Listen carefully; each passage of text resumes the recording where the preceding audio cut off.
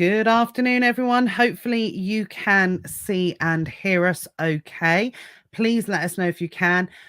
Jamie's there with the first comment, as always, on YouTube. Jay's joined us as well. Hi, Jay. Nice to see you. Oh, and hi, Jonny, as well. Sorry, I've got to say hello to you. Hi, Natalie. I'm here.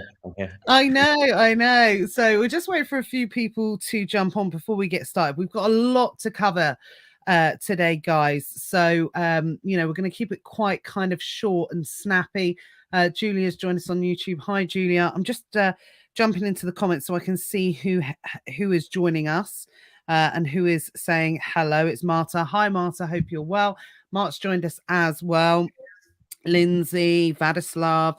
We've got loads of people joining us today, which is good. I think it was going to be a little bit of a busy one today. I think just generally because it's Q4, everyone's in a good mood. Everyone's, cracking on. And hopefully, like I said, I did actually say this in ESA last week, and it sounds really harsh, but it's kind of true that, well, it's not kind of true. It is true that if you are not experiencing good sales now, then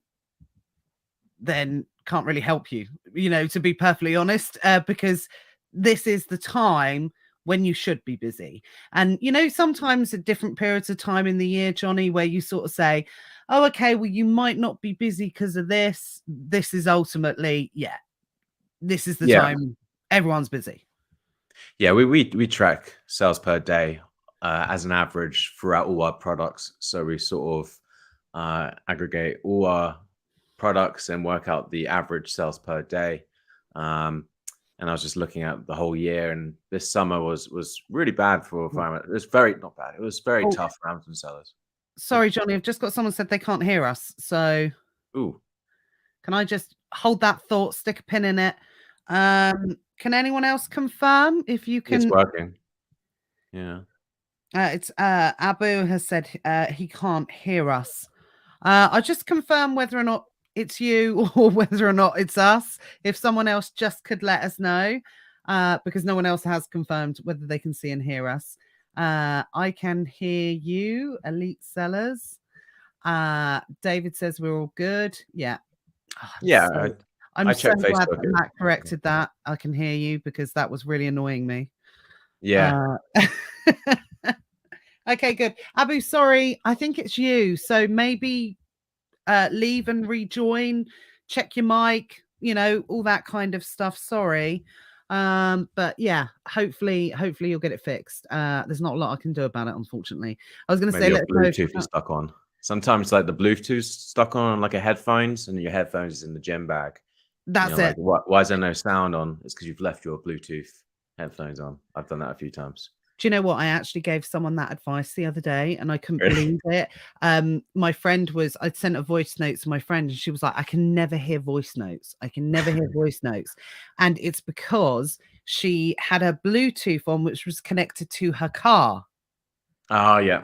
Yeah. So I was like, if you turn your Bluetooth off, you'll be able to hear the voice note. And she did. And it was like, it's the one time in my life where I've given some technical advice and it worked. It's a shocker. It's a shocker. I know, absolutely, totally worked. Right, everyone can hear us, guys. We had loads of people jump on. I'll say a quick hello. Simon, Shah, Aftab, Yana's joined us as well. Lindsay, Sakyu. Sorry, I think that's how you say it. I'm not sure. Pardeep, Lindsay. Hi, afternoon, everyone. Yeah, like I said, we've got loads to talk about today. Jonny, can you remember what we were talking about? Sorry, about tracking daily sales. Yeah, sure. So we're saying like if you get to Q4 and sales still aren't sort of picking up at this time, then it's probably time to have a hard look at the business and see what's going on.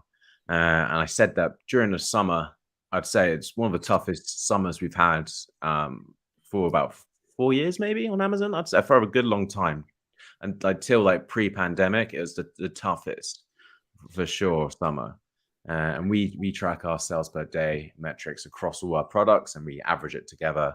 And there's a clear trend. Summer went down, and then sort of September, October started to peak up and almost sort of double. So now you're getting to the point where your revenue should really be double what it was summer if you had the same stock in. So that's how much it's gone up. And, coupled that with the cost increases from distributors and brands and stuff like that, especially in the wholesale. During summer, it's very, very difficult. Our margins completely squeezed, and now our margins are very, very good. And I think it's such a, I always say this, it's a great time to be a retailer right now, because we're now benefiting from the price, the cost increase, the price increases for the customer, Yeah. which it's very sinister and very dark, because it's obviously a small minority of us benefiting, but the majority obviously have to pay a lot more money. But then again, that's just how it works. We got to stay in business. Retailers have to stay in business, and it's the nature of what we do. But if things are good now. Yeah. Absolutely. I find that really interesting what you've said. And I've noticed one of the things I like to do, especially running communities and ESA, talking to various different people's people, because no one business is the same. There's not anybody that has exactly the same business that is doing this. Even if you're selling similar stuff, like a similar model or a similar market, no two businesses are the same. That's the beauty of this. But by talking to people, what you can start to see is certain trends that develop within the business. And definitely one thing that I'm seeing at the moment through what people are posting, what people are talking about, and I've got to be honest, obviously not taking into account, COVID, because that's an exception to the rule. We can't rely on that information over the last couple of years. This is the first time I've really started to see people talking about extra margin. Yeah. We had Massively. our business had the best margin we've ever had last month. So, gross margin, I think it was 23% last month. In the summer, it was about 14, 15. Like it got very tough. So you can see there's an 8% margin, and, we're doing close to sort of 200,000 a month now. So, it's a lot of money. It's a hell of a lot of money. So it's gone from our business sort of, I could pay myself and it's okay, to now we're actually making really like serious money. So it's great. It's really good. I love it. I mean, hopefully you can spend it, Jonny, because you say to me you don't like spending money at all. Yeah, I just don't know. What do I need? What should I spend money on when you live out a suitcase, right? Well, absolutely. And this is why, because Jonny, you came back. You're such a jet setter. It makes me laugh. You came back for your Christmas party from the Canary Islands, whereas most people just wouldn't go away, if they knew that they had the works Christmas party coming up. And I knew that Jonny was cold, because I'm used to talking to Jonny, and he's got like a vest on, kind of thing. Not like a vest, not like a Rabsy Nesbit vest, by the way, but like a wife beater kind of thing on. Like a muscle tee without the sleeve. A muscle vest. That's it. That's what I'm calling it. And today is the first time, I think, in talking to Jonny for a year, that I've seen you in a jumper. So it's cold. Yeah, there's a 25-degree difference between the Canary Islands and the UK. So it was quite a shock. It doesn't feel like summer over there, to be honest. So it's actually a very good destination for anyone, because it's cheap flights over there. It's about 3.5 hours, and you're basically back into summer. So if you're someone, not yourself, but if someone doesn't like the winter cold and the snow, and take a flight over there, miss all the Christmas parties, and just fly over to Gran Canaria. Definitely. I am loving this weather at the moment. I think that's why we were talking about it earlier. I was talking about it, with my sales group as well. I just feel so pumped and so motivated at the moment. I think it's weather related for me. I just thrive in the cold. I don't know what's wrong with me. I just, like, in the summer, I'm all like, kind of thing. But I just absolutely thrive when it comes into winter time. I would definitely, if I was in a fairy tale, I would literally be the person that was casting the snow over the village and freezing people, for sure. But yeah, I don't know what it is. Hi guys, just a couple of quick hellos, Donna, Noreen as well. So actually that moves us on to the next point, really, because obviously we're talking about, in the first part of today's episode, this kind of crazy busy time, and how compacted, people can literally do a month's worth of sales over the next 7 days. It's as simple as that. It is crazy busy, but we're having a little bit of a compounding effect with something else, which is something you can't ultimately predict. That this is one of the busiest weeks in the year for Christmas shopping and buying presents and things like that. But most of the country, or a huge amount of the country, is actually not snowed in, but in England and Britain, we don't handle snow that well. We tend to stay in. So I'm sure that that's having a compounding effect on sales as well, with people ordering because they can't be bothered to go to the shops, because when it's snowy and that outside, you don't want to go into town, do you? Yeah, apparently this year the roads are even worse. So they've actually Yeah. the maintenance or the clear up team or whatever they're called, snow patrol, have downgraded quite a bit. So a lot of the roads are pretty unsafe to actually go out right now. So it kind of leaves you with the option of ordering from Amazon, right, or other sort of retailers online. So absolutely, there's a compounding effect of the snow, and so far, so like there's no delivery issues. Yeah, Obviously, there's always delivery issues with Royal Mail. They're probably on strike. You don't know. It's they just one are. of those. They're a part-time business now, so you never really know what's going on with them. But Amazon Shipping, who also collect, they've been all good on time, so no disruptions to the sort of that network. So I'm sure delivery times. I ordered from Prime a few hours ago, and it was next day delivery. So Yeah. yeah, it's absolutely like a compounding effect. And yeah, Well, I I could. think Matt said it yesterday in his post, where he said, with all the issues with Royal Mail and things like that, it's like it was in COVID, Amazon to the rescue again. It's that extra confidence, extra validation that people need in order to, people massively place their trust in Amazon. People that were not Amazon shoppers before COVID became Amazon loyal customers. And again, with things like this, because I think the public are very hit and miss about knowing what sort of impact the strikes are having at the moment across the board in different industries. But when you've got something self-serving like Amazon that relies on completely its own network, I would say, with the exception of UPS, obviously bringing the goods in, but then UPS obviously is not affected by the strikes. So it's kind of in its own little bubble on times like this, and that's when people turn to Amazon. So we've got probably a three-layered kind of effect at the moment, with combination of people turning their trust again to Amazon. It's Q4. It's the busiest week of the year. There's no doubt about it.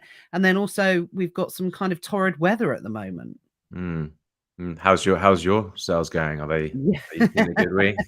Yeah. Well, it's really funny because the one that has surprised us the most, which I think I posted about yesterday, is the US. It's the private label. We were a little bit concerned this year. It's been really up and down, the private label. I've done videos about it previously, where when you go, people think private label solves all of the problems that reselling has, but it's just a whole different set of problems, to be perfectly honest. There is no problem solving with selling on Amazon, selling private label. It's just different problems. So we've had some customer quality issues, voice of the customer issues. We've had some quality issues which took a really long time to work out. We had some shipping issues, like most people, in terms of during COVID, the container issues and things like that. We the person that actually owns the product, because we do this in a joint venture with someone that owns the product, and we do their Amazon account for just purely their Amazon selling for them on a joint venture. And what happened was that they kind of ran out of stock, like everyone else. So they decided to change their manufacturer. It was a UK manufactured product to the Far East, and of course, lots of different issues related to that. So we thought we were going to get to where we are now a bit quicker. It's been about 18 months. But because of all these kind of different issues in the way. But one thing we were not anticipated is the cost of living crisis across the UK and America, recession, all these type of things. And I've made it clear, this is a quite high-end product in the niche that we're in. We're definitely the top end. We're the most expensive product pretty much in the niche. And on top of that as well, it's a luxury product. So it's not a necessity product as well. So what's really interesting, we weren't expecting probably a crazy Q4 because we thought naturally people are not going to be, this is a luxury item. People are not going to be buying this type of item. But hey, what do I know?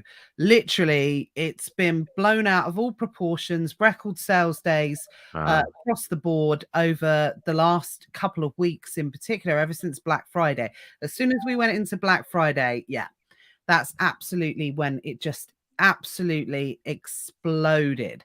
And for 18 months of a product, especially on the private label thing, it's going to be a 6-figure month this month. There's no doubt about it.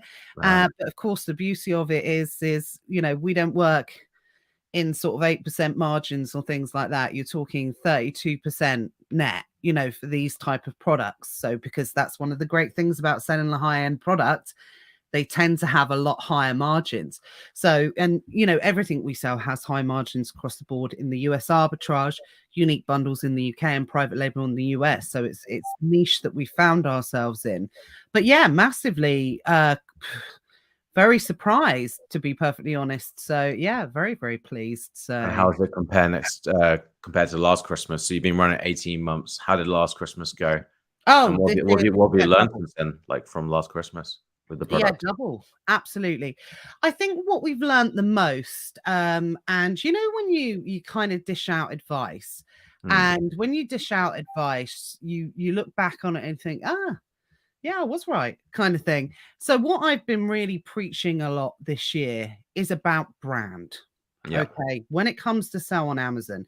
And by the way, I don't want anyone to think when I talk about this stuff, I don't want anyone to think that reselling or wholesale was crap. I don't mean that.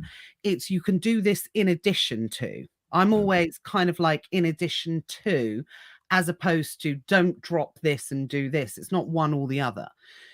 So with establishing a brand on Amazon, which is exactly, I would say, what we specialize in now, more than anything else, is this year I've talked a lot about it in ESA and in here and things like that as well, is that when you establish a brand, what you're doing is you're creating an experience for your customer. Okay. And it's not just, and if you think about it, we talk about reselling, we resell other people's products. I've got like a Dove product here, right? Okay. So reselling other people's products, but we're reselling it, but it's a brand. Yeah. Now with the advances on Amazon and other platforms, Shopify, the social platforms and things like that, you can have this too, right? Yeah. And you don't need to spend as much money as they've spent. You can have exactly the same effect. And I think coming into the difference between this year and last year is it's to do with setting yourself apart from the competition. People that have created their own products haven't had to do it that well for a really long time on Amazon, but it's leveled up now. And like I said, people expect when they buy on Amazon now to buy this quality of product, which means you have to create your own brand. You have to create your own brand story. Your listing has to be optimized. Your photography has to be on point. You have to have A+ content. You have to be targeting the right people in the most relevant way to what you think that they are searching for. Then you have to have a great product. Then you have to have a great experience. And then the product has to do what it says on the tin. And if you get all that right, that's what sets you apart from the 30% competition. margins. Yeah. Yeah, absolutely. And that's why you get 30% margins. And I think that's what makes the difference ultimately between this year and last year is knowing that and making the difference on that. So I know like Hayden's watching, and Hayden's probably had out of all the people that I work with, Hayden's probably had the biggest lesson in that in the last 12 months, but in a really, really positive way.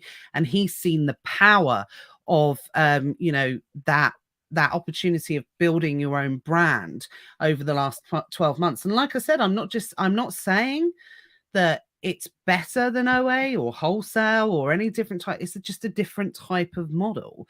And that's what I've learned the most, and what I've taught the most over the last 12 months is if you want to step away from the competition and you want to step into a completely different world, you've got to level up your game. and you got to Yep. play with the big boys. Yeah. I remember sort of 4 or 5 years ago, maybe longer, it would be simply getting a product from Alibaba and then just buying it and doing a sort of resale model. There was no sort of brand building or anything like that. You just get a a can opener or a bottle opener from Alibaba, buy 100 of it and then resell. There'll be about 10 different listings sort of reselling that. And Yeah. potentially, I don't know if people still sell that as working, but that absolutely doesn't work anymore. You have to do what you said and what you've done, and to really build those sort of margins. And I'm very interested in private label. As you know, we've been talking about the product that I'm interested in. Mm-hmm. Yeah, it's definitely something that I really diversify into, and it's something I really want to do. I have a few questions. So, have you found that your cost of goods is cheaper now? You've moved it to the Far East compared to the UK. So, Yeah, massively so, by about a third. Wow. Yeah. Okay, and that Because includes everything. so that includes everything. So landed cost is under $10. So Okay. that's landed costs, and the product in particular, there are other products within the range, but there's 1-star product. So that's the thing we need to work on next year. There's new products being developed, and because when you have 1-star product, obviously you are a slave to that product in particular. And if something went wrong with it, if competition came in, to be honest, we've got a little bit of an issue now, which this is interesting for anyone selling in the US. And I'm not sure if people are aware of this actually, because this is a US specific issue. Is the person that owns this brand and this product has protected themselves massively in terms of patents and spent a hell of a lot of money, and I'm talking well into 6 figures, on protecting this particular product. So we see copies popping up quite a lot of this particular product, but we can only remove certain types of products for IP reasons, trademark reasons, and things like that. Because what happens is I don't want to generalize, but generally it's Chinese sellers that do it, and they just literally lift the images and they copy the listing, they lift the images, and they literally just replace heads on our pictures and things like that. So we can generally get them removed based on image infringements, trademark infringements, logo infringements, that type of thing.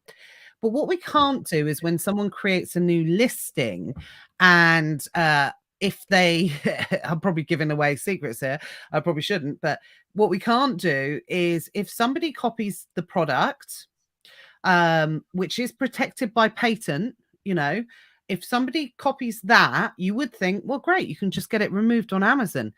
But it's not that simple when it comes to patent. You have to go into arbitration when with that particular thing. And you actually, both sides have to pay Amazon into escrow to hold money for it to go into arbitration to be decided who's right or wrong. Okay. And I'm not talking little amounts of money. I'm talking, 4 figures going into money here. And then once it's decided, whoever's paid the money, whoever loses, the money goes to the other person. So it's arbitration. So it's like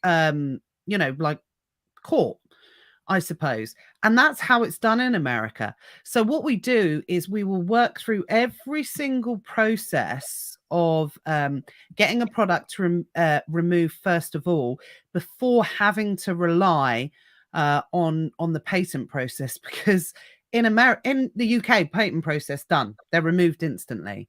But in America, I still don't know if it's because of the First Amendment in America, which is like freedom of speech, say what you want, do what you want kind of thing. I don't know if it comes down to that. I'm not sure. I still don't know the reason why it is the way it is. But yeah, that's the new challenge at the moment, because because the product has experienced a massive amount of success, in particular in the last couple of months, we're just seeing copies pop up here, right, left, and center kind of thing. So that's the latest challenge at the moment. Do you think that's because they've got Do you think it's because Sorry, they've got into like the Helium 10 sort of top ranking listings and like they're 100%. more at the top of the list where people go through their same systems and process flow to find these products? Now you're at the top, you're like, oh, this is the one we need to copy. This is the Mhm. one. So you're now being targeted. What what's Yeah. funny is we're a victim of our own success, because obviously how I teach people to identify unique bundles and things like that is exactly the same process that you could identify this particular product. So Yeah. I've Maybe. literally taught people how to do it. But I mean, don't get me wrong, that I mean, that's not my technique. And that's something that's openly taught in the private label world. So but yeah, you always become, most people will generally become a victim of their own success at some point. But yeah, ultimately that's what it comes down to, is because the Chinese in particular know how little you can manufacture this product for and how much you could sell it for. So it's very attractive product. Yeah. And not only that as well, is it's small as well. So Okay. it's light as well. So Mm. it kind of ticks all the boxes. Well, do you know what? I say it's small. It's not small. It's, well, I can't give too much away. It's movable. So it's, yeah, it's one of those type of products. It's, when I first started selling on Amazon years ago and used to get the $5,000 private label courses, they always used to say, have a product, it should be about $80, it should fit in a shoebox, it should, you know, it should weigh less than a kilo, it should be all this. There was like a really specific like set of rules to follow, and this Mm. product really follows that. Actually, it's, Yeah. you know, whereas most people don't kind of do that at the moment. But ultimately, what will always separate us from the Chinese copycats, or copycats in particular, is that really strong brand identity. They don't have that. So No. that is the difference. Yeah, definitely, definitely. And I guess Mm. China's sort of back up now. They're back open up. So like they've got Mhm. rid of their sort of COVID restrictions now, haven't they? They've actually Yeah. they're starting to open up again. So that might potentially mean more business, maybe more competition, more Chinese competition again. I don't know. Maybe I don't know. I think the Chinese American relationship, when a certain ex-president was in Mm, power, was in danger, but it really much depends on, I think, what happens with a lot of stuff moving forward. I think there's a lot of stuff kind of up in the air, essentially with what is happening in the world, or what's going to happen in the world. So that in particular, I think, will be a really interesting development with what to follow. But you know, what I always say to people, if you do want to create your own products, and we're going to do something around this next year, guys. So, you yeah, know, in this group, we're going to do something, we're going to do a cool project for people that are interested in doing this thing, is you don't need to go to China to no. be able to do it. That's the process. What's really funny is this year in particular, I know we started private label last year, but about 2 years ago, I was all like, never going to do traditional private label, never going to go back into arbitrage, and completely gone back on both of those. You know, So see, that yeah, just the way adaptability, people, right? Isn't it? absolutely, absolutely. So, but yeah, that's enough on that. But yeah, it's been a big surprise, actually. Not something we were expecting, but obviously a nice surprise, of course. Yeah. Um, Hayden said, we were just talking about Hayden earlier, definitely not better in terms of the model. It's a slow burner. And thanks for clarifying that, Hayden. That's so true. It is definitely, I always talk about reselling versus creating your own opportunities is a little bit like having an interest only mortgage and having a capital and repayment mortgage. Your Okay. interest only mortgage is like the reselling model. You'll see your results quicker. You have more disposable income, you know, that type of thing. Whereas your capital and repayment mortgage is kind of front loaded. So you have to do all the work up front before you start seeing the results later on, and that mortgage kind of being paid off. And that is exactly what it is. So you will not go from today to tomorrow with success with most people. And what's really interesting is this Q4 in particular, we are now seeing the results of the people that probably took my original course for creating your own products 2-3 years ago, plus the launch of ESA, which was 2 years ago, and people went through their first kind of Q4. We're really seeing the fruits of those labors now. And I never want to missell it as, oh, it's a get rich quick scheme. It's absolutely not. It's probably 12 months of graft. Both the unit bundles and private label. Yeah, before you start seeing those results, because it's the advertising taken into account. So for anyone that might have picked up on it, is what's really interesting is, I said about the product sells for $10. Sorry, lands for $10, but sells for $100. But hang on, Natalie, you said it's like 30% net margin. Well, that doesn't add up. Well, by the time you take into account the fees, the advertising costs at the moment are eye-watering, and stuff like that. And eventually that's where you kind of end up around that, which, I'll be perfectly honest, on the private label side of things is top end. So most people, even in private label nowadays, 10% net, 15% net, that's pretty good. So the fact the guys with the unique bundles, and for various different reasons, which I'm not going to go into today because that's not what this episode's about today, is unique bundles tend to work out at the highest level of margin because it's like private label, but not the same, which means that your margins tend to be better. But that's a whole nother conversation for a whole nother day. Well, just to briefly touch, it's something we're exploring now for 2023, and it's not as simple as just putting the products together. You got to get the gift box, you got to get like the filler for the gift box, like how's the team going to pack it, how's it not going to break, how's it going to look nice when they open the whatever the bundle is, right? So there's a lot to it, isn't there? It's not simply let's order all the components and then go. It's more, you got to think about the right box size and all that sort of thing. So absolutely. Advertising, there's so many different moving parts to it that, and I mean, I've told this anecdote millions of times, so apologies if I'm boring people. I have literally gone through coaching with people, I've gone through training with people, and I've showed them the full process, and I've had people say to me, "There's a lot of work in it." And they've not gone ahead with it, and they've not, because they've looked at it, they've looked at the arbitrage opportunity, which is, let's face it, it's not easy, but there's certain elements that are, you can get to market so much quicker, you can see results so much quicker with that type of business. So that's why I always say, get your foundations right in arbitrage first, then move into these type of techniques, build that foundation, and then grow from there and adopt these type of principles. But honestly, as a reflection of my post this morning, yesterday, I've been overwhelmed the last few days, because now's when the time when people tend to reach out, screenshot season, show results, things like that.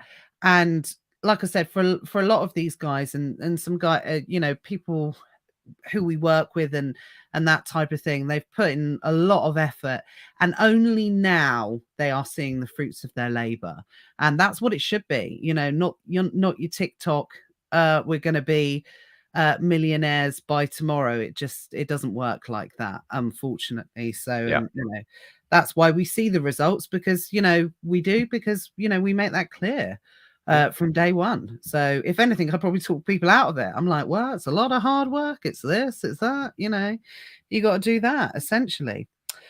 Same with it actually applies to the German business. I think I first made a post in the group, or my individual group, maybe sort of in April, or May, I can't remember what it was, maybe potentially April, that I opened up the GmbH. And now we're only just starting to see some good results, which is sort of 8-9 months later. And a lot of what we do is exporting from the UK to Germany. And just the whole process, the whole system just takes a while just to sort of figure out each sort of moving part. And again, this is more complications with shipping, commodity codes, and what's the right commodity code, and what's the right mooring codes and stuff like this. approaching brands and doing listings and all that sort of thing. But the margin are really good in Germany, and the volumes are incredible. And I actually think that my German business, and I don't want to touch too much on it, but I think, you know, if I actually put more effort in, it's going to overtake the UK one in terms of revenue. I think we've sent in probably like 4 or 5 pallets, and we're doing 1,000 a day. It's crazy. Like, we have so little stock in there, but we're just selling it so quickly. In the UK, just, you know, we have, I think, one of the biggest catalogs on Amazon, and, you know, it's just all quite slow moving. Germany is just incredible with the market. I'm sure people see the same thing with the US, and what you're seeing with the arbitrage in the US. It's just it's great, but it takes time to get there. Yeah, it is. And I think that's and this is a great time to say it, because everyone's in a good mood, because hopefully everyone's having good sales at the moment. So let us know, by the way, in the comments, guys. You know, this is what this session's about today, talking about the craziest, busiest week of the year, which ultimately it is. But everything's rosy at the moment. And I know Rosie's joined us, so late to the meeting. I just saw Rosie, and again, anyone that, oh my god, we just had a session on Thursday in ESA, and we were talking about something in particular, and it was just one of those sessions. I was just cracking bad dad jokes the whole way through it, but not intentionally. Everything I was saying was just a cliche and a pun and everything like that. I was thinking, oh my god, why'd you guys even listen? But yeah, everything's rosy. So quick shout out to Rosie while we're here as well.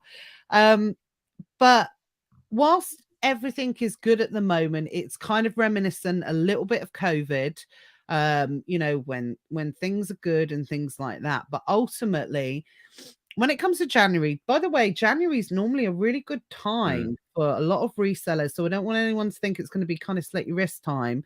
It's not. It's generally for the people that have probably held on pricing and things like that. And depending on, you know, how people are feeling, January's not, you know, it's not the bad month people think it is. And we'll talk about that a little bit later. But ultimately, next year, people are going to have to think outside the box a little bit more. And I really do think, again, I'm probably not being biased, but well, I am being biased. But I think ultimately, between the people that run this group, the people that we work with, the people that we affiliate ourselves with as well, we cover most markets. We cover most platforms of selling. We cover most models of selling. And to be honest, most of us cover things that are not low hanging fruit. Yeah. You know, they're the harder side of the models. I don't want to say the more advanced, because it makes it sound elitist. It's not that, but it's the models that people move into at a later stage once you've been selling for a certain period of time. And ultimately, it's been a great ride for the last 2 years for most Amazon sellers, but it's going to get tougher. And if you are not prepared to make some of the moves that hopefully this group, I think above any other groups, will be leading, you know, from this community point of view, then ultimately you could get left behind. I think it's one of those things. Yeah, I absolutely agree.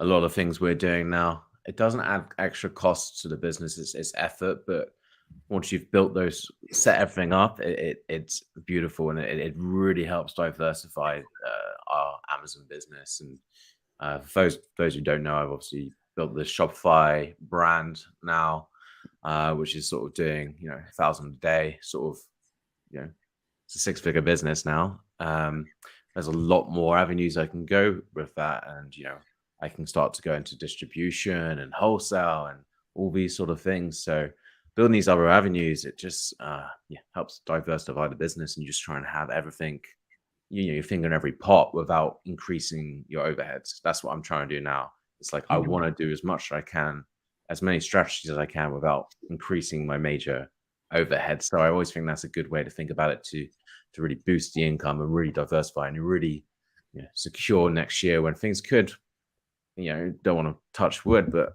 you know, hopefully it won't go that bad. But if things do go really bad next year, then you do need that sort of good support group and that, you know, inspiration from people, and just see what other people are doing with your national your American businesses and my German businesses, Shopify, and all this Yeah. stuff we're doing. And yeah, Exactly. And it's doing those things that make it just that little bit harder. It takes it above the side hustle. And there's nothing wrong with a side hustle, but at the end of the day, I don't think you should ever look as a side hustle because that's all it will ever be. And even though we are coming into tough times, there's no doubt about it. The future has never been brighter for e-commerce sales. It's as simple as that, even with all the crap that potentially is going to be coming for various different reasons. Again, we're not going to go at that. So I feel like today we're saying it's a whole nother conversation for a whole different day. It absolutely is. But Jonny's right. You've almost got to think of this like an e-com business now as a little bit, God, I'm full of analogies today. It's a bit like line dancing. Sometimes when you develop an income stream, the next step you make is like a side step before you make a forward step. It's a side, actually, it's probably more like chess, not line dancing. It's a side step before you make that next step. And that next step might hold you in a period of non-growth or even negative growth for a certain period of time, because it takes time to develop, it takes time to grow. But overall, then when it does and it starts to blossom, like we were talking about with Jonny, like we're talking about with the private label, like Hayden was talking, like Cindy is saying, like everyone's been saying, Anu, who posted in the group earlier today as well, it takes that time, but when it pops, it pops. it pops. Yeah. Yeah. Yeah. And I want to keep be positive. And actually, I think this summer, this year for us, especially someone who's in wholesalers and deals with distributors like directly, I think this summer, that sort of 6 months this year will be the hardest time for the next sort of 2-3 years. Because even though next year, people might not have as much money and sales might drop off, I think the margins are still going to be there. So, you can adapt to that and you can tackle that by going wider, right? I think totally. A lot of people can go wider with the right systems, the right software. And I think the margins are still going to be there next year. You just might need to source more products. Yeah. Exactly. I think ultimately what people should be looking at, and ultimately this is what people should be looking at over the next week in particular as well, and carrying it through into next year. Do not worry so much about turnover the next 12 months. Work on that bottom line. That is going to be the key. And I've been saying that for a really long time now. Don't worry about, record days next year. Don't worry about, I'm 20% up on last year. Worry about that bottom line. Work smarter in terms of really looking at your business, pulling it apart. I was speaking to someone else just before I came on. A real key indicating factor for a lot of people, or a warning, is when they go from non-VAT register to VAT register. It forces you to really look at your costs, your businesses. Am I spending right? Am I doing the right thing here? Am I doing the right thing here? Well, that's going to be the most of the guys watching this, have already been through that. But that's also what's going to have to happen again next year. I think people are really going to have to look at those margins. But I think naturally what we've already talked about is people are expecting to pay more now as well. It's been like, whatever way you want to look at it, we have been told through mainstream media and all of these different I suppose communication platforms, we're all gonna have to pay more for everything that we do. So people may not be questioning prices as much at the moment because it looks natural. Yeah. No, it is. It is. I think people are still buying at a lot higher margin than they did in the summer, and it's already come into play. And these sort of small increments, I don't think people really notice that too much unless you're very, very picky. Yeah, but I'm positive. I'm very really positive next year. I think this is the right business to be in. At this time, I think this year was very tough to get into. And I think if you gave up this year, then maybe just sort of, I hope you carry, maybe you shouldn't have given up, because this Q4 is now rebounded and now margins are much better. But yeah, I completely agree with the whole revenue thing.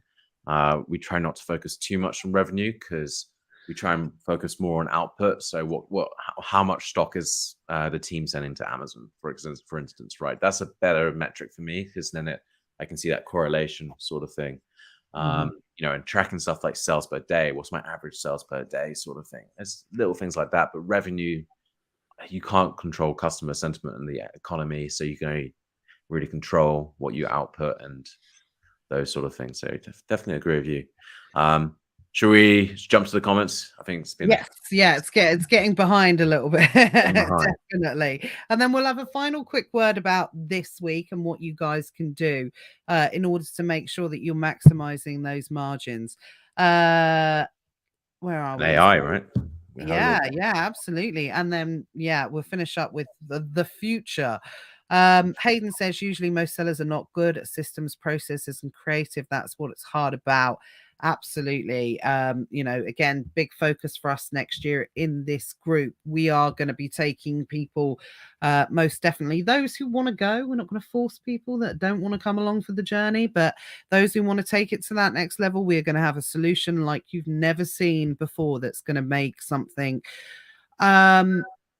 really what is a very convoluted way of kind of running a business, a lot of moving parts, as Cindy says there. We're gonna systemize that and just make it easier for people in order to grow their business in a smart way. I suppose that's one of the good ways to do it. So we're definitely going to do that. Cindy says it's like a pantomime horse. You need someone up at each end. Exactly. Definitely. There's always a back end when it comes to Amazon. Hayden says German market looks interesting. And it does. And I think the German market is the biggest pot of gold at the moment in the whole of the Amazon. Forget US, forget UK. German's the one because it's the hardest to get into. Yeah, maybe I need to put that behind the paywall when I advertise Germany, but it's not that much competition right now, especially for what I'm selling. So sales volumes are crazy, and the margins are very good too. Yeah, absolutely. That's what I mean. There is little supply and second most demand in the Amazon world. So that's why the margins are what they are at the moment. Absolutely. Rona said, so sorry, plan to sit down with a cup of tea and join in. Knowing what I know about your business, Rona, I'm surprised you even managed to sit down with a cup of tea at the moment, which I think is pretty much what you're saying. Another really good example of people that have worked incredibly hard to put the slog in and build those, different income streams to the average person, in this particular space. So keep going, and we'll definitely have to have a catch up soon. Rimmer says, I can't wait for all the tankers to hit the VAT. The sooner the better. It's going to be a lot of casualties next year, simple as that. But you have got to be in it to win it. But also I want to manage, and Jonny and Matt and everyone is the same. You guys have got to have your expectations managers. Last 2 years was kind of Disneyland, whereas now it's the kind of real world. That's what it's going to come down to. So it's important to understand that you cannot compare what's going to happen over the next 12 months to what's even the last 12 months, which was still a little bit of an overflow from COVID, right? Yeah, I think last Christmas we already hit that. It was already harder last Christmas, so I think it's potentially just as bad as last year. So I don't know about last Q4. I remember a lot of people struggled. Was the 2 years ago was when it was amazing, and the year before that, because we remember we had like 2, 3 Q4s. So you had one in like March and then one in December. So I know it was crazy, but no more of that for the next 12 months, unless you are doing things differently, of course. Philip's joined us as well. This is an interesting question. I want to know how you're going to answer this one, actually, Jonny. How do you cope with the language barrier on Germany? I think I know how you cope with it, but... So a general answer would be that on Seller Central, you can obviously, there's a switch where you can switch everything to English. So you can have it all in English. So all the sort of basic sort of functions that we all know, you can do in English. Obviously there's Google Translate. There's artificial intelligence now. that you can sort of translate everything. It's deep Excel that you can translate everything to. I'm also fortunate enough that I've got my business partner in my German business speaks fluent German. So we kind of have all of it covered. I would say technology is so good now that you can do translations anyway. Like I have everything on auto translate anyway, and like on the Google Chrome sort of extension, obviously you can translate everything automatically. So for me, it hasn't really been much of an issue. Sometimes you would get sort of a one thing that sometimes like the customs invoices and stuff like that could be in German. So it'd be like, what the hell is all this German and all these custom fees and stuff like that? So sometimes it's good to have someone who can translate that. Because sometimes you just get like a photocopy of the PDF of the commercial invoice or the import duties and stuff like that. So that's really the problematic sort of thing. But anything on Amazon is actually very easy to get by. So yeah, AI translation tools, business partner who speaks German if you ever get in trouble. So do you know what? I think sometimes I was used to say to people about when we first started selling unique bundles, sometimes you do need a little bit of luck. Well, I suppose it's which way you look at it, because obviously I know part of the reason why you wanted to expand your German business is because you had strong connections to native Germany speakers, German speakers and things like that. But ultimately, when it came, sometimes you do need a little bit of luck. Like when we first started selling our own products, one of my neighbors used to do our photography, and it so happened that one of our neighbors was an award-winning product photographer. It's just one of those things, and we learned a lot off of that basis. You've got to use what you've got around you, guys, and I think people are so blind to that sometimes. I actually heard someone else in America talking about this a few years ago, where they say, look to your contacts, look to your friends, look to your family. Is there anybody in your circle who you can capitalize on their experience, on their knowledge, on their connections and things like that? I can bet your life anybody watching this or watching the replay in the future will know someone in their family or friend circle that will be able to advance them in some way. Yeah, it's definitely look to within your business, within your contacts, and see what they can do for you and see how they can help or inspire, I guess. Yeah, absolutely. Work with people, joint ventures, things like that. So just a final thing before we talk about our final subject of the day. This week, guys, really do enjoy it. It's without a doubt, I'll have a good argument with anyone that says that there isn't a busier week of selling on Amazon. It ultimately should be, it is absolute peak between last Monday and next Monday. Those 2 days in particular, if you are looking for those record days, they tend to be on Mondays, and they tend to be on those days in particular. But anything in between should absolutely be the peak. By the time we get to next Monday, depending on how much stock you've got left, which is another important factor, certainly from a US arbitrage point of view, I massively underestimated stock, and we're wiped out on most stuff, to be honest. So our sales are going down on the US side of things now, but it's a new model, so you always have to test the water first of all. But if you are one of the people that have prepared this year and you can stick in stock as long as possible, my biggest bit of advice is put your prices up. Yeah, absolutely. And we always programmatically increase our prices if we have. Oh. Did you hear the money sign? Oh, couldn't make it up. Yeah. So some of the better ways is, if you're running out of stock, is increase your margins. If you've got too many orders to dispatch, then you increase your margins. So programmatically increase your margins when those situations happen is actually how you really increase your overall margins. That's probably the best way to increase your margins, right? So if you're American stock now, you should be really, slowly programmatically increase your margins. Yeah, the margins in the US at the moment are ridiculous. They're ridiculous in terms of 40-45% margin. I'm not talking ROI, guys, I'm talking margin. Because competition has massively decreased.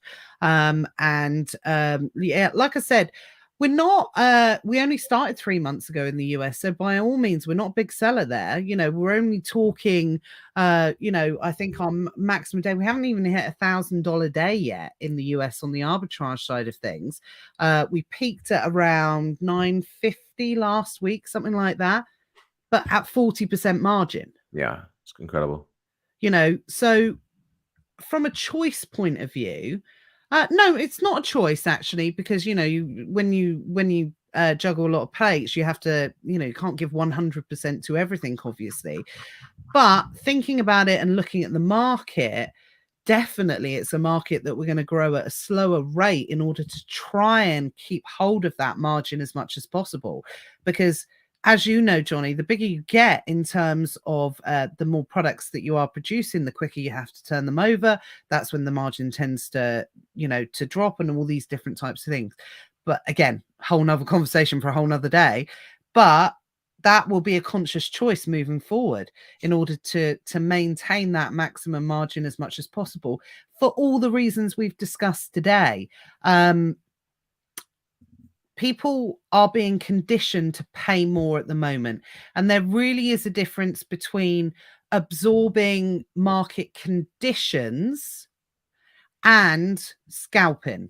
Okay, there's a massive difference between the two, guys, so try not to blur the lines between those and get caught up in it. How can you be selling it at this rate? You are providing a convenience service. That is what you are providing, nothing else. Absolutely. I think we could talk a lot about the repricing and stuff like that. Oh, absolutely. We could literally, Andre says, please stop the FOMO. Can't help it. Sorry. We're FOMO dealers for sure. One final thing we wanted to talk about, which is actually something, Jonny, that you introduced us to a couple of weeks ago. And I don't even know how to explain it. It's like mind blowing, to be perfectly honest. I'm very guilty of living in the dark ages, technology wise, but I kind of like to be there. I'm not going to lie. I don't want to advance that much. But you are such a technology person. I couldn't think of the word. I was going to say guru. Who, yeah, lover, who just loves that kind of stuff. And you came across this thing, which was something that a few people have started talking about in terms of artificial intelligence information creation. And you've actually spent a couple of weeks adopting it into your business. And yeah, just talk us through it a little bit, because you know, I don't know what I'm talking about. Yeah, I mean, there's this thing called ChatGPT that was released last week. It's been trending all over Twitter and TikTok, but it's done by a company called OpenAI, who is one of Elon Musk's project. Oh, I didn't know it is. It's one of his. And basically, it's basically your sort of personal assistant sort of thing, almost. Sort of your, if you ever want to do literally anything that is text based, you can type it in to this sort of chat, and it will come back and do exactly what you want to do. So, for instance, you know, say I want to send an email to a distressed customer. You can write in the chat GPT, this customer wants a refund, please apologize and be professional about it. And they will do a full email out to them. And, you know, you can put your brand name in and they do a full apology email. So they could just write it out for you, then you copy and paste and do that. There's a lot of incredible things. I'd say myself, I'm an intermediate programmer and coder. You know, I work with a lot of professionals in that space. And, you know, if anyone knows, one of my brothers has quite a big tech company, so I'm very like drilled into that space. But with ChatGPT, because I'm an intermediate, it's made me actually a much better coder because I know what I'm doing. But sometimes I have issues, I don't know exactly how to do something. You can basically write to ChatGPT, please write me this script in Python, and it will come back with the script. If there's an error of it, you can enter the error and it will debug it and then come back with a solution. So there's lots of different things like that. Another thing as well, I was trying to I wanted a recipe. So one of my I'm trying to get a sort of product together, and I use AI to build the recipe and make suggestions and do all that sort of thing. And what it did was it originally gave me it in teaspoons and tablespoons. And I said, please convert this to grams, converted the ingredient list to grams. And I said, okay, cool. Please, can you put this in a format that I can copy and paste to Google Sheets? It did that. And then I could copy and paste into Google Sheets. Another thing as well, I showed you earlier in our meeting that I wrote out a to-do list on Google Docs. So like a full page of what I need to do, our sort of plans for next year. And I basically copy and pasted it and said, hi, please, can you transcribe this to a Google Sheets to-do planner with a full sort of status and priority and stuff like that. And in a few seconds, it converted a Google Docs scribble to Google Sheets. So it's unlimited. It's really unlimited. Anything that's text-based or anything that you're stuck on, it will do for you. I now have it on my screen at all times. I have a monitor here. One of the tabs will be my Google Chrome screen. The next one will be ChatGPT. It's groundbreaking. I would say it's I wouldn't say it's on the iPhone level of technology, but it's close. I would say, when the new iPhone came out, it's that. I'd say it's groundbreaking. I think the amount it could help you in your business is unlimited. I think it can help you tremendously in Amazon. It can write listings for you. It can write emails for you. There's even AI that creates graphics for you. It's absolutely insane. And so as a question, it's free. It's free. So I know.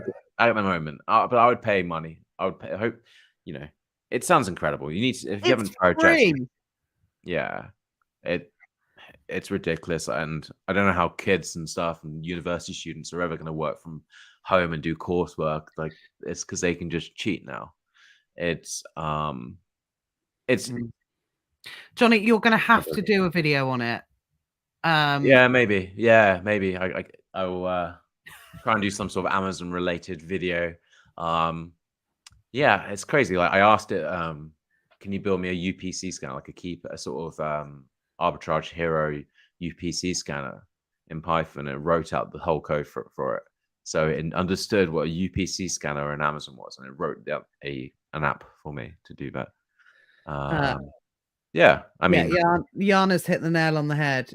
Literally, when I go quiet, it's like there is something so mind-blowing.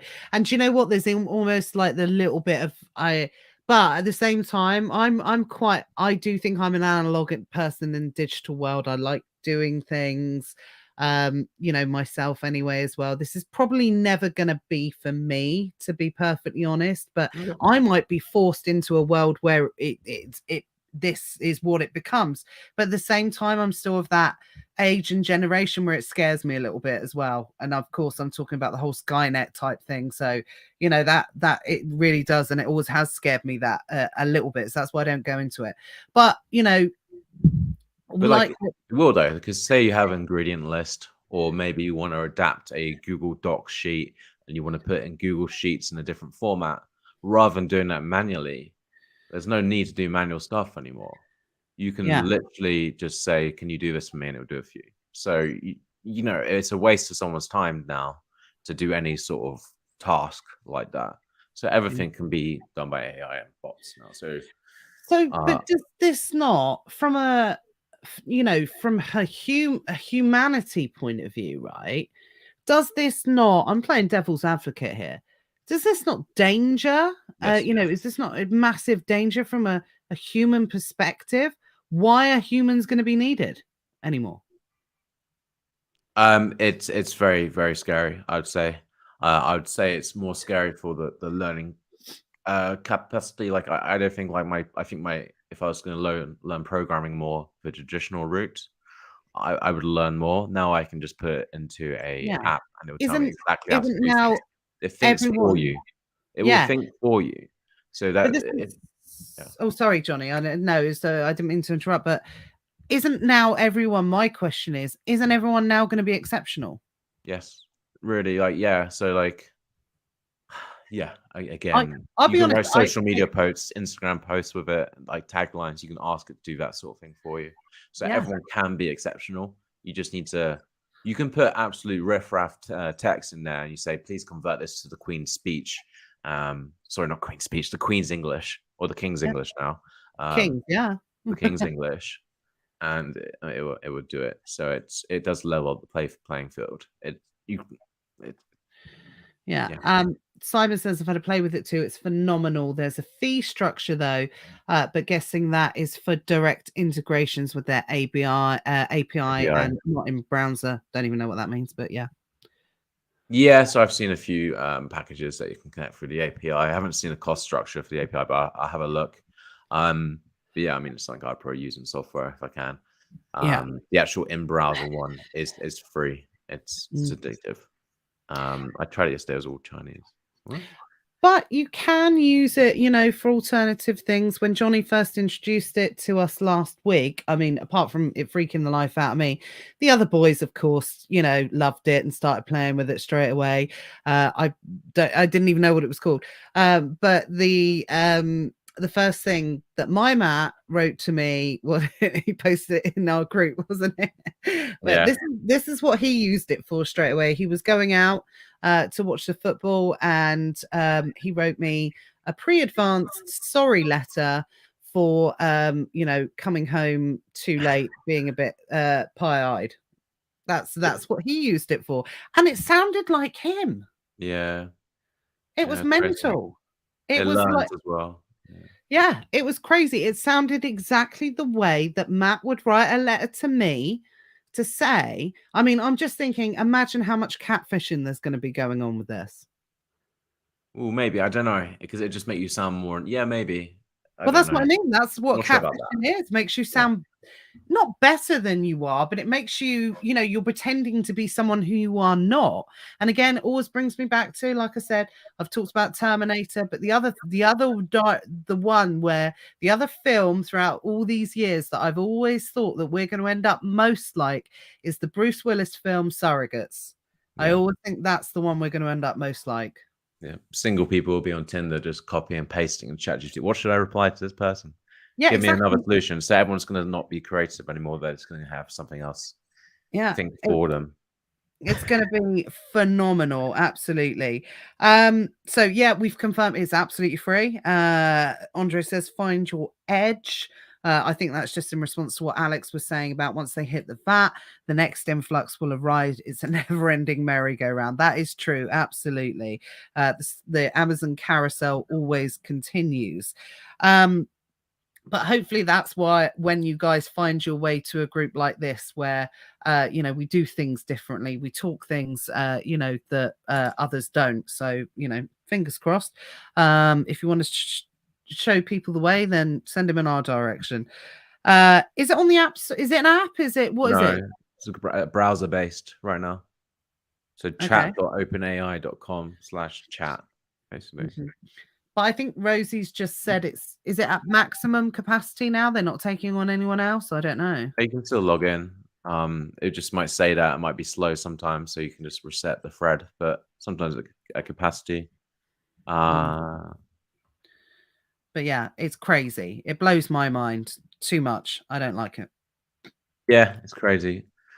I know what it could be used for, and I suppose I'm just looking at it from that point of view. But ultimately, like I said, it's just going to make I know level playing field definitely, but yeah, it's the humanity aspect for me. That's where, and I think above anything else, I am a humanist. That's what I like.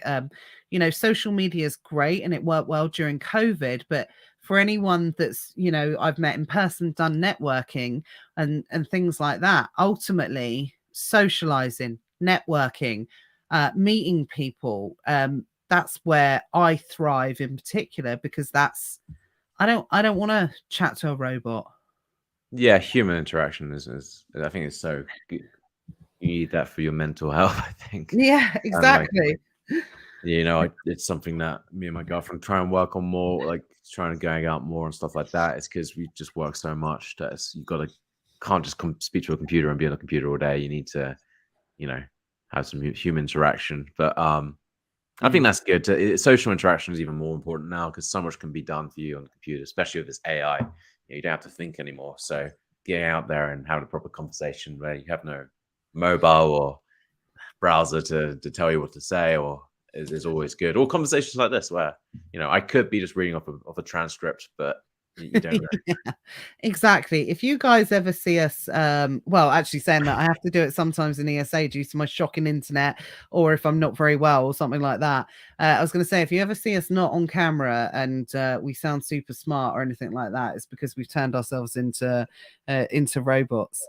So yeah, I'm trying to. My business. Yeah. Yeah. Oh God, it would just be a red. Pardeep's quickly asked, "What is programming language would you suggest?" I'm looking at Python. Did Visual Basics back in 2002, 2005. Yeah, Python definitely has the most documentation. I think it's the easiest language and I think you can build the most with it. Has the most packages available and the most documentation. I think it's the most popular programming language, so that's a good start. So for the back end and sort of building scripts and stuff that you can do with Amazon and different APIs, and Python's very good. And then maybe look at if you actually want to build out a full front end app, like a full application, and look at learning maybe JavaScript and obviously basic HTML, CSS with that. But Python is my backend language. Yeah, Python. Cool. For cron tasks and stuff like that is always good. Yeah. So just to confirm, it is called Chat GPT. Do we know what that stands for? Yeah, Roxana's asked that. No, I actually don't know what it stands for. What is the acronym? Yeah, what does it stand for? Ramasta said, "Can the AI do manual sourcing?" No, it can't because it's unable to browse the internet or access information about specific products or prices. So where does it get its information from? It's text-based. It can't just load up specific product prices and look up live data. I think it's all like historic, if that makes sense. It looks back in time, I think. But useless. So the abilities are limited to processing and generating text based on the inputs they receive. But I can imagine that at some point someone's going to come up with an AI manual sourcer. Of course they are. Do you have any affiliate links now to what can we yeah, source, right? No. There's got to be someone's going to come up with it. Of course they are. Like I learned this from you, Jonny, when you said about automation. If it's a process, it can be automated, and if it's a process, that automation can be adopted and it can be learned. So presumably it very much is. That won't be too far away. With technology like this, I imagine there's probably people working on it already. Yeah, I mean, it's probably I'm going to talk about it now. It won't be a quick thing, but I built something that I was very happy with. That was completed and worked this morning. So this is a really good automation. It's really going to save some time and some manual error. But in my warehouse, when someone goes to pick an order, to dispatch an order to a customer, sometimes that product might not be on the shelf, right, because of a miscount or whatever reason. So what happens is then the picker will then click a button and says, let's skip this pick. So we're going to skip this order and then carry on with the next one, right? The problem with that is it doesn't actually notify like the warehouse or change the stock to 0 or anything. So sometimes a picker will just be so busy they forget, and then this product will still have stock when we really have nothing, right? Or maybe like my warehouse manager or stock controller knows where it is. So what I did was build a sort of bot that listens to my warehouse management system. So when there's a picking skipped, it will listen to the order being skipped. It will find the products that are in that order. It will set all of them to 0, and then it will send a notification in real time to Slack saying that this is the expected stock that was 10. It's now changed to 0. Please go investigate this SKU to see if you can find a stock, as this stock has been picked and skipped. And then it will give you a link to the actual warehouse management system. So I now have like a real-time bot that sort of listens to like the actions in my warehouse, and if anything weird that happens or anything like that happens, instead of having that manual process where the picker will have to speak to the stock controller and the stock controller goes to the computer to change stock to 0, I have that all automated and then give a notification of the event. So a lot of things like that I've built out for my team because I want to sort of that's systemized, that's automating processes, right? So you're cutting out human error and not relying on humans, and you're relying on bots. So that's sort of that's what I like. That's my favorite thing to do, stuff like that. Yeah. Does anyone else feel a bit dim when Jonny talks? Because like I know I do for sure. But guess what? I can make a good logo on Canva for sure. And it's not AI, it's creative. It's done. That's absolutely mental. But I think it's the way the future is going, and that's why we wanted to end kind of today's, never mind the buybacks on and next week's as well, which will be the last one of the year, and we'll probably talk about this sort of stuff a little bit more, and we'll talk about some of the stuff in particular that we hope to introduce next year. Nothing's guaranteed, but of course, I think one of the things that ultimately, when we came together as a team, we wanted to change things. We wanted to do things differently, give people more the opportunity to take their side hustle to real business status. And, that's been our main focus and our main driving focus since we set up ultimately this group and what we hope it develops into in the future. And what you have just said there, ultimately, I can see what we're doing and how it's going to change the game for people that would never want to introduce merchant fulfilled into their business for a variety of different reasons. What we're creating will give people that opportunity to be able to do it. Yeah, there's a lot of like just learning this sort of basic knowledge. There's a lot of things you can do and automate, and it's having that creativity and know how to do it. And yeah, obviously we're going to try and help along the way of all these sort of trying to put my mind onto an app sort of thing. Yeah. In a way. Yeah. Just to confirm, because I've never asked this question, are you sure you're not a robot? No, I mean, are you human? You've met me. I know I've met you. I drink a pint, and I don't just think about code. I have more functionality. I can confirm Jonny is a human for sure. I have met him in person.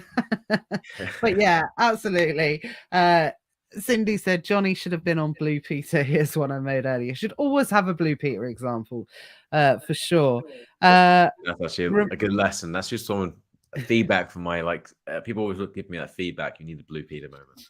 Yeah, absolutely. Definitely got to have that. Here's one I made earlier. Remaster said you can't do the lottery, you can't do manual sourcing. Can it do scam calls from the call centers to make me rich? I assume that's the sort of thing that it does, right? I'm not sure I can make phone calls. Maybe it can tell you how to do it. The strips. That's again another conversation for another day. It creates the scripts 100%. Yeah, I know Remaster's obviously joking, but then I don't need to hire 52 Indian guys to work for me. What's really interesting, I love hearing about people's businesses, and I've got a friend recently, I might have talked about this previously, who's just taken on a job in a really, really interesting company. They work for a company that takes phone calls, but they're like a reception or for smaller companies that don't want to hire a full-time receptionist or don't want to hire a full-time telephonist or something like that. And what's really, really interesting is that they cover dozens and dozens of different, hundreds of different types of business. So I wonder if something like that. And I said, well, how do you know what to say to them? If they need a locksmith, or, she has people calling from prison saying, when I get out of prison, where's my halfway house? How do you know what to say? And she said, well, just all the scripts just pop up. So it must be something like that, I suppose, typing it in. What do I do here? Because that would work in that respect, right? Yeah, I'm sure it's something you can build together. The only thing you can't get it to do is make the phone calls itself, because it is a bot. But yeah, she's a real person for that. You need a real person for that. Yeah, definitely. Otherwise, it sounds like a robot. Yeah, so there's a comment, maybe you can write emails to suppliers, open new accounts. So I've actually put all my email templates through it and asked for suggestions. Yeah. So I was like, that's the main thing that we were going to talk about. So what Jonny has done, and also Matthew Wright has done, who have very strong customer facing businesses, business elements within their businesses. They've both used it now to be able to rewrite all of your templates, to be able to add that level of, I suppose, added professionalism into the business. Perfect grammar, perfect spelling. You know, if you read generally shorten it as well. So stuff like if something's too long, you say, please can you shorten this for me? Please can you make this longer? Please can you make it more professional? Please can you speak more colloquially or something like that? Colloquial, whatever the word is. Make it sound more professional and all that sort of thing. So that's what's really good for. It's good for a lot of reasons. Anything like that, anything text. It's mental. I love that, Julia. AI Jonny. That's what we should call you from now on. AI Jonny for sure. Yeah. Rosie said, I have a degree in computers from 2001. Back in the day, I have no idea what Jonny just said. Imagine me in like meetings with them. Sometimes I'm like, oh, yeah. And then I say something like, could we make it pink? Yeah. Make it wider. Jonny loves it when I say that. You know, it's like really technical, this beautifully designed thing. And I'm like, let's make it pink. Yeah. So Cindy said, please talk with South London accent. You could probably write an email as if you're a Cockney or Scouser. I'm sure I would do that. So a good test actually. Write this email as if I was a Cockney or from South London. We talked about translate, so it translates as well, doesn't it? Yeah, I think so. We tested that when we were doing it. Yeah, definitely. So again, massive opportunity for something like this if you're looking to expand into non English speaking English speaking countries. Anyone tries to use the AI that makes the art? Yeah, I've seen that. It's like a TikTok trend at the moment. I don't know, stuff like that. Just I don't know, it just freaks me out a bit. Yeah, like it. I showed you some examples. I thought they were cool. Yeah, no, I know. Well, you saw earlier, Max came in and he was like, "Mummy, look at this," and it just like it turned him into a robot. I don't like it personally, but yeah, that's just me. Yeah. So yeah, you can say write an email on Scouts Talk, and I put hello or how are you, and it converted to hey up mate, hope you're doing well. How's it going? All good here. Let us know if you come down to the pub for a pint later. Cheers. That's convert to different. Oh my god, it will literally people are going to have hours of fun with that as well for sure. Right, last final questions, because we did say that we were going to stick to the hour and we have gone over, but it's just such an exciting development, right? And we will talk about, well, maybe not so much this next week, but definitely never mind the buy box next week.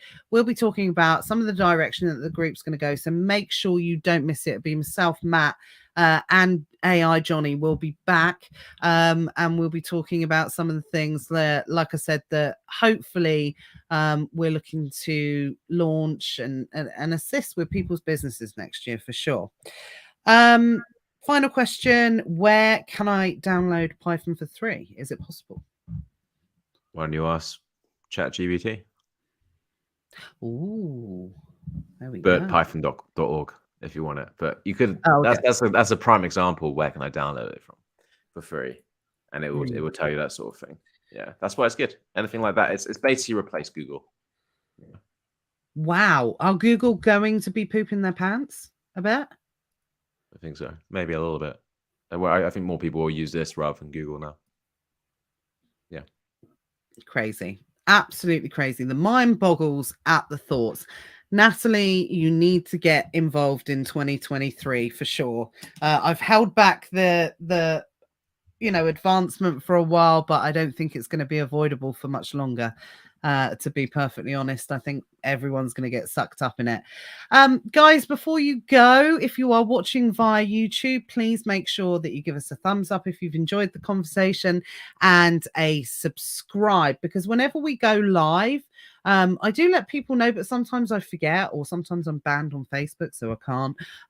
Then if you give us if you subscribe, you'll always get that notification when we go live, because the Facebook algo is just a bit rubbish now. It used to let people know when you're going live, and it just doesn't, to be perfectly honest. So the best thing to do is to subscribe on there. And if you can leave a comment on the actual video, I know loads of you have been commenting on this as well, but if you could leave a comment on the actual video, it all helps with the algorithm and everything like that. But smash that bell. Exactly. I'm getting better at it, definitely, for sure, asking people to like and subscribe.